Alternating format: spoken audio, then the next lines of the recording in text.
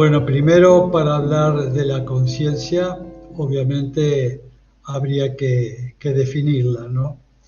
Quiero llevarla desde un punto de vista de la neurociencia, es importantísimo porque hay caminos que se dividen y sería importante entender esa diferencia, ¿no? Primero veamos que es un tema muy difícil para definir algo tan abstracto como la conciencia, ¿no? Pero siguiendo al gran padre de la mecánica cuántica, ¿no? Este hombre, eh, en una síntesis, ¿no? En una síntesis muy apretada, dice, detrás de la conciencia no hay nada. Max Planck se expresó de esta manera para definir de una forma sintética y simple. Detrás de la conciencia no hay nada. ¿Qué nos está diciendo? Que solo existe la conciencia.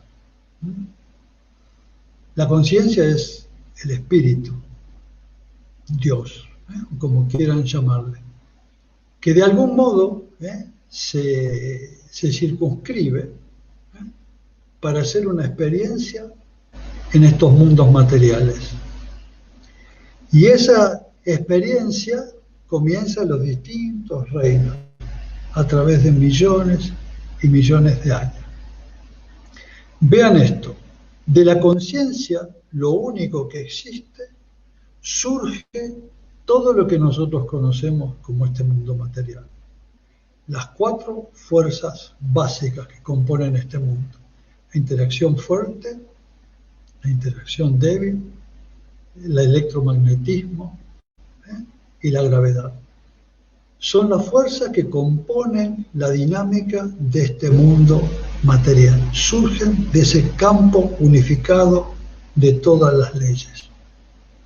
Pura abstracción. Un mundo de potencial que se eleva en vibraciones para dar origen a todo lo que conocemos. Es decir, todo, absolutamente todo es conciencia. Ahora hay 2 ramas de la ciencia, de la neurociencia, que quiero llevar a este lugar, porque define la conciencia de 2 maneras diferentes. Una es el monismo material, que dice, solo hay materia. Es decir, los pequeños átomos, las partículas subatómicas, las partes más minúsculas de la materia, forman los átomos forman moléculas, las moléculas forman estructuras más complejas como células, las células forman tejidos. Uno de esos tejidos es el tejido nervioso.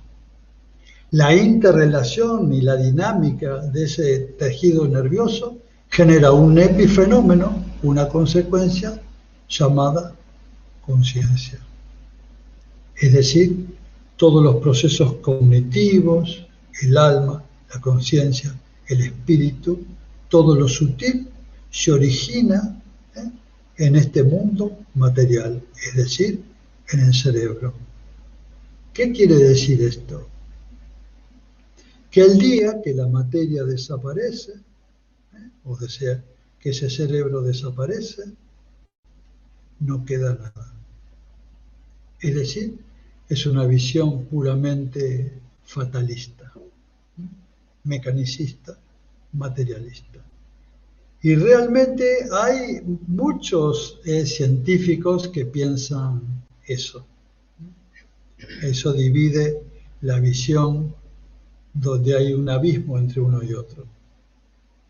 Nuestra visión es el idealismo monista, es decir, solo existe lo sutil, solo existe la conciencia. Todo lo que nosotros vemos, tocamos, palpamos, todo este mundo material, surge de la expresión misma de la conciencia. Esta antigua filosofía, hoy realmente reconocida por la mecánica cuántica, nos dice que hay una sola materia, que es lo sutil. Cuando nosotros empezamos a explorar a la materia en sus aspectos más profundos, nos vamos dando cuenta que al final solo queda energía. La materia realmente no existe. Las partículas tienen una sensación de masa ponderable, podríamos decir, cuando rozan un campo de vibración llamado el campo de Higgs. En ese campo es como una gelatina no local, quiere decir infinita, que le da la sensación de masa a las partículas. Pero en realidad lo único que existe es la energía, es la conciencia. Por eso esta conciencia, que hoy está haciendo una experiencia humana en cualquiera de nosotros, estaba antes de estos cuerpos. Ahora haciendo una experiencia humana, cuando estos cuerpos no están, seguirán existiendo así por siempre. Esto es más o menos para tener un concepto bastante abstracto de qué es la conciencia o el espíritu, o Dios, que es lo mismo. Ahora, esta conciencia, por voluntad de esa conciencia mayor llamada Dios, decide circunscribirse, es decir, fragmentarse de la totalidad para hacer experiencias en el mundo material. Y lo hace a través de un proceso enormemente extenso, que el concepto de nuestra mente finita ni siquiera podría entenderlo. Porque comienza este proceso cuando toca esa conciencia el reino mineral. Allí hace su primera experiencia en un estado de trance profundo. Pero va haciendo una experiencia y va transitando dentro del reino mineral las distintas jerarquías que existen para terminar su proceso de aprendizaje en aquellas cabezas del reino mineral, que serían los cristales, el radio, los elementos radiactivos. Allí hace una experiencia milenaria y comienza el proceso de aprendizaje y del despertar. Y después de millones y millones de años de esa experiencia, pega un salto cuántico cuando ya está preparada al reino vegetal. Y allí empieza un proceso de mayor despertar. Es decir, la conciencia en el reino vegetal está en un estado de trance, de sueño sin ensueño. Es decir, un grado más de despertar que el reino mineral. Y también hace un proceso de millones y millones de años aprendiendo cosas como los cambios en la naturaleza, las estaciones, el frío, el calor, el viento, la lluvia. Empieza a tener una percepción de lo que lo rodea. Va saltando en ese largo peregrinaje hasta llegar a los árboles perennes que tienen a veces miles de años de existencia, para hacer sus últimas incursiones dentro del reino vegetal. Y cuando llega ese momento, ese salto cuántico al reino animal. Ahí ya su conciencia está mucho más despierta, en un estado de sueño, pero ya con percepciones más profundas.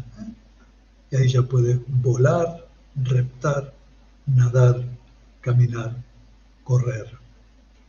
Y ese proceso también, que lleva millones de años, hasta llegar a las cabezas de reino, que serían los animales más cercanos al hombre, ¿cierto? Las mascotas, el perro, el gato, el chimpancé, el elefante, el caballo. Son los animales que están prontos para romper ese alma animal que los contiene, es un alma grupo que los contiene, para recién pegar el enorme salto definitivo a convertirse en un alma humana. Y esa conciencia empieza el peregrinaje a través de encarnaciones, encarnaciones y encarnaciones. Recién podemos hablar de encarnaciones. Antes hablábamos de una transmigración del alma, porque no hay un yo real todavía construido. En cambio, ya en el nivel humano, la conciencia, hay un yo interior autorreferente. Ahí comienza el gran desarrollo, el verdadero desarrollo de la conciencia en el reino humano, que es la expresión en este plano más elevada de todos los reinos, el reino humano. Hasta llegar a desarrollar lo que nosotros conocemos como la conciencia de vigilia. La conciencia de vigilia es un estado ya de bastante despertar, de bastante conexión, porque empezamos a reconocer el mundo que nos rodea, reconocemos lo bueno, lo malo, empieza ahí el proceso de vinculación, empieza todo un aprendizaje enorme para esa conciencia. Ahora, el desarrollo de la conciencia de vigilia también lleva millones de años en distintos grados. Pero eso no es el despertar espiritual, el florecimiento espiritual. Para nosotros, en nuestra visión evolutiva, la conciencia de vigilia es una conciencia también que lleva un profundo estado de sueño. Porque esa conciencia vive generalmente en el pasado, recordando y repitiendo la historia del pasado, o en el futuro, proyectándose hacia el futuro. Es decir, todavía no ha descubierto el momento presente, aquí en el ahora, donde es obviamente la conexión con nuestra fuente sagrada. Cuando empezamos a descubrir la importancia de este momento presente, que empieza a liberarnos de las cadenas, de los procesos mecánicos que están totalmente digitados y comprometiendo el libre albedrío de la conciencia de vigilia. Esto hay que entenderlo perfectamente, porque dentro de la conciencia podemos considerar dos partes. Una parte que es la conciencia del presente, la conciencia del ahora, la conciencia de lo que nosotros llamamos estar despiertos, el libre albedrío, esa conciencia que puede elegir, se localiza, por decirlo de una manera, en el lóbulo prefrontal. Y el subconsciente es un enorme reservorio de conciencia donde es 1.000.000 de veces más poderosa que la mente consciente.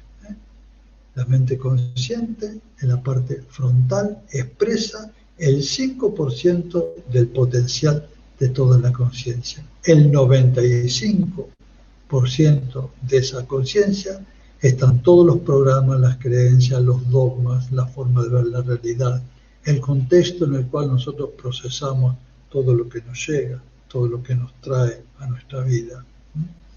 Y ese 95%, que es lo que nosotros vamos llevando a través del nacimiento, es decir, en el proceso intrauterino, vamos grabando toda la experiencia de nuestra madre, de nuestro padre, de todo lo que nos sucede en ese estado hipnogógico, quiere decir que estamos en un estado de hipnosis. Ahí el feto está en un estado de onda zeta muy profundo, totalmente en un estado hipnótico. Entonces todo lo que se va grabando alrededor de esos meses de gestación van grabando el 65% del proceso de integración de esa conciencia. Va integrando todo lo que va llegando, va grabando ese niño. Entonces de esa forma se transforma el subconsciente en un reservorio de experiencias que van desde el nacimiento hasta los 7, 8, 10 años. Vamos grabando lo que es nuestra mente mecánica. Entonces la mente mecánica, en definitiva, al ser tan poderosa y al memorizado toda su forma de conexión, hace que nosotros sigamos la ruta que marca esas memorias, que tienen que ver con la historia de mi madre, de mi padre, de mi abuelo. Es decir, voy siguiendo un modelo de pensar, de sentir y de tomar decisiones histórico. Entonces, cuando yo no me doy cuenta, porque no sé que existe un momento presente y estados de conciencia superior, porque voy viviendo en la conciencia de vigilia, que es una mente automática, voy repitiendo y repitiendo historias memorizadas en mi subconsciente. Entonces, estamos muy lejos de aquello que llamamos el libre albedrío, poder elegir realmente cuál es nuestro verdadero ser, nuestro verdadero camino. Generalmente existe un proceso místico que todos conocemos y que todos hemos pasado, o la mayoría lo están pasando, que es la crisis del despertar espiritual, aquello que llamamos la noche oscura del alma. La noche oscura del alma es un proceso místico maravilloso que vamos a tener que pasar todos, que es ese proceso en el cual la persona entra en una profunda crisis existencial. ¿Por qué lo digo? Porque las memorias del pasado, las proyecciones del futuro, hace que no tenga un estado del ser.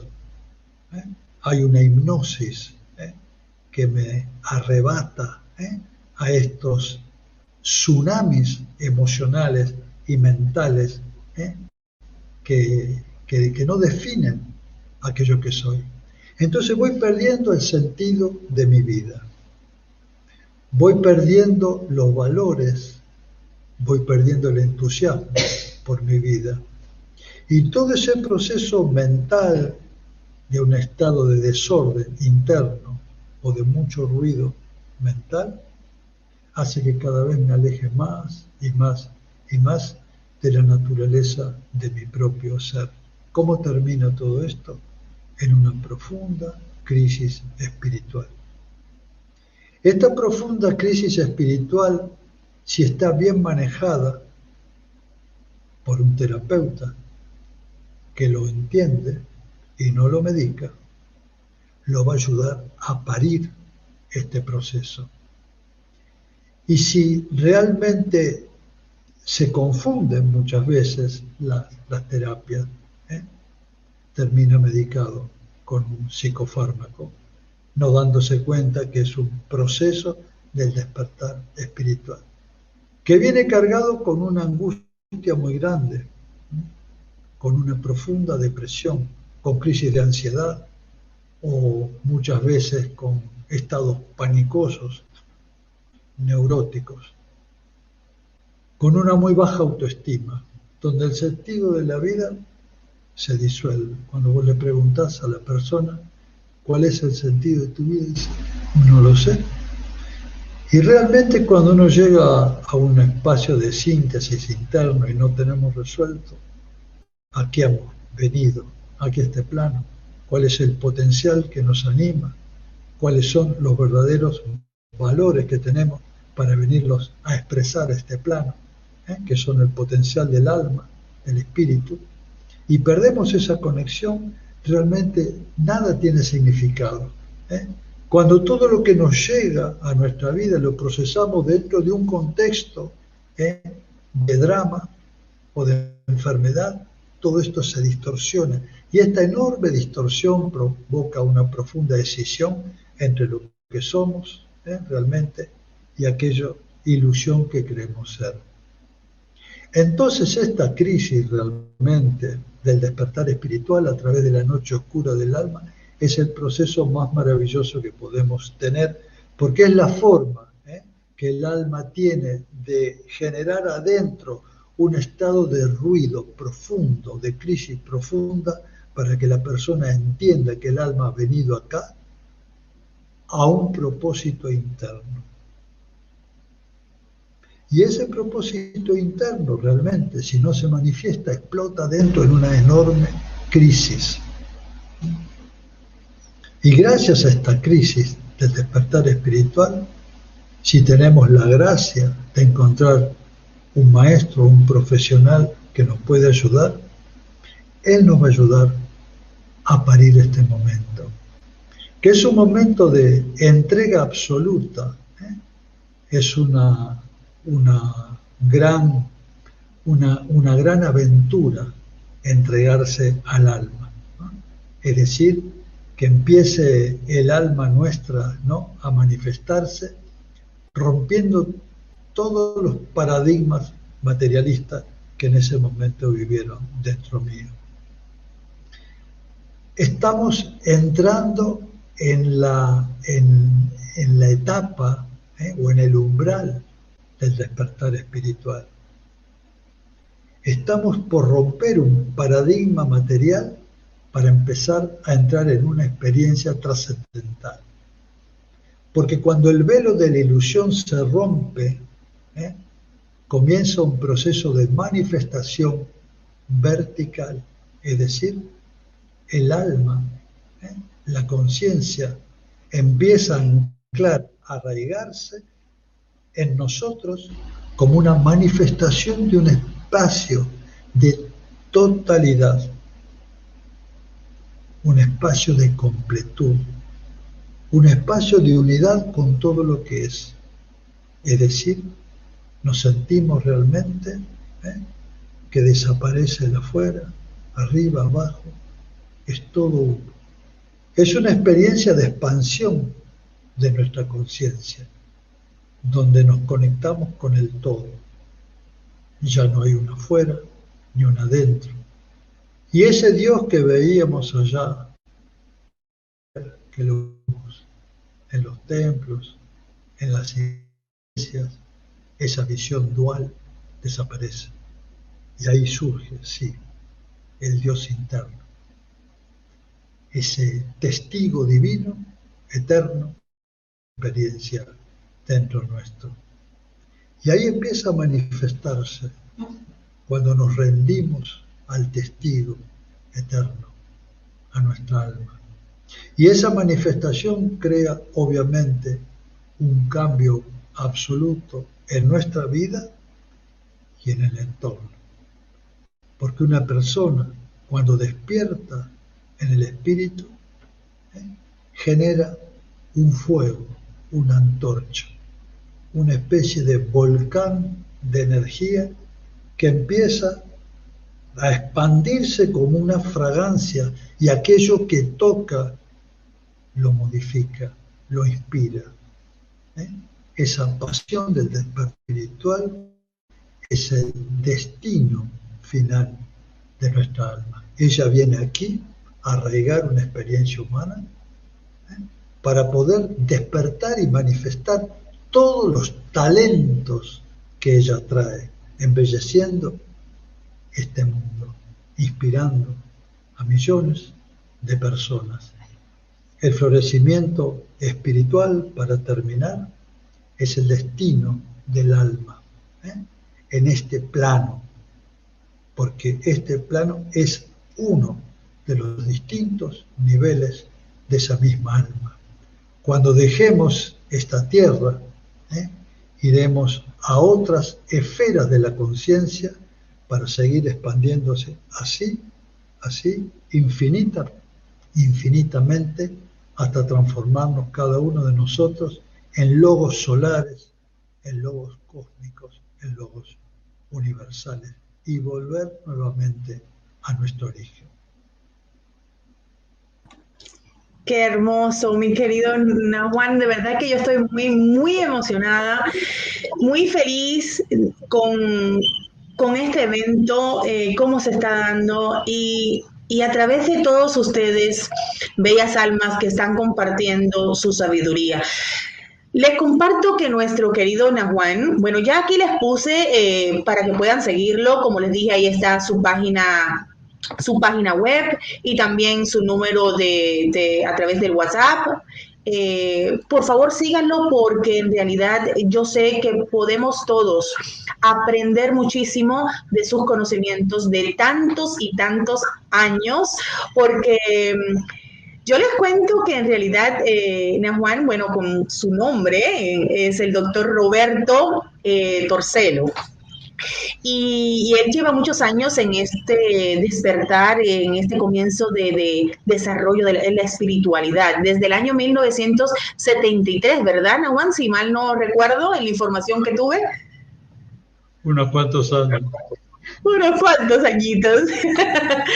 Y bueno, la verdad es que él ha estado indagando, como él bien dice en su página, en el origen del ser y transmite a través de sus palabras, de todo estos más de 18 años, yo creo ya, este despertar de la conciencia y que en estos momentos es tan necesario que nos damos cuenta que en realidad esto sucedido el año pasado, en el 2020, fue para realmente abrir los ojos, la humanidad, darnos cuenta que el ser humano necesita de una vez por todas abrir sus ojos y reaccionar, bueno, accionar ante lo que estamos viviendo, reflexionar al respecto que es necesario despertar nuestra conciencia de una vez por todas. Vivimos en un mundo donde a veces no nos importa ni el vecino que tenemos al lado, a veces no sabemos ni quiénes son y debemos de reconocer que todos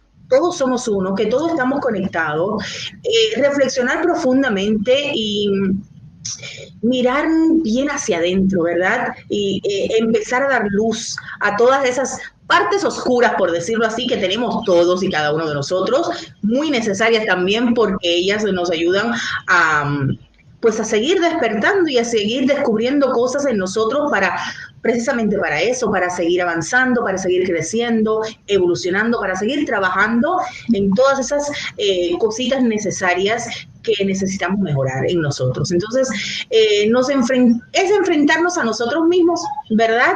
A nuestros miedos y al cambio, que es muy necesario. Estamos en un tiempo que necesitamos reinventarnos, por supuesto, y sobre todo sacar la mejor versión de nosotros mismos. Así que yo estoy muy, pero muy feliz, mi querido Nahuan, de haberte tenido acá, finalmente, que se pudo hacer la conexión, gracias a Dios, y que las personas pudieron disfrutar de esta ponencia tuya, que la verdad fue espectacular. Muchísimas gracias, de verdad, gracias, namaste. Un abrazo muy, muy fuerte.